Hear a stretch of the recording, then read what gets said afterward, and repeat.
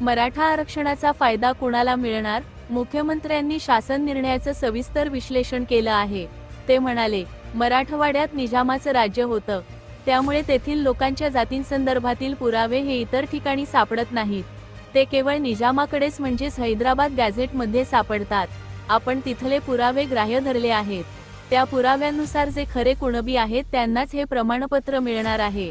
त्यामुळे मला असं वाटतं की ज्यांचा हक्क आहे अशा व्यक्तींनाच आरक्षणाचा लाभ मिळेल आणि कोणालाही खोटेपणा करता येणार नाही, असा हा GR आहे, असं फडणवीसांनी यावेळी स्पष्ट केलं। हा जो काही GR आपण काढलेला आहे त्याच्याने ओबीसी समाजावर कुठलाही परिणाम नाही। हा सरसकट GR नाही, हा पुराव्याचाच GR आहे। फक्त मराठवाड्यामध्ये इंग्रजांचं राज्य नव्हतं, मराठवाड्यामध्ये निजामाचं राज्य होतं। त्यामुळे इंग्रजांच्या राज्यातले पुरावे हे इतर ठिकाणी मिळतात, मराठवाड्यात मिळत नाही। मराठवाड्यातले पुरावे हे निजामाकडे म्हणजे हैदराबाद गॅझेटमध्ये मिळतात। त्यामुळे तिथले पुरावे जे आहेत ते आपण ग्राह्य धरलेले आहेत। त्यामुळे जे खरे कुणबी आहेत त्या पुराव्यांमध्ये त्यांनाच हे मिळणार आहे।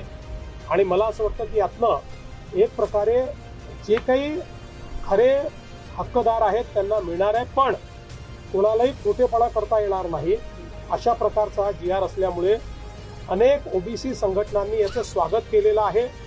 अनेकांनी त्यातलं आता आमच्या मनामध्ये शंका नाही असंही सांगितलंय। मला असं वाटतं की भुजबळ साहेबांची मनातली शंका आम्ही दूर करू, इतरांची मनातली शंका दूर करू।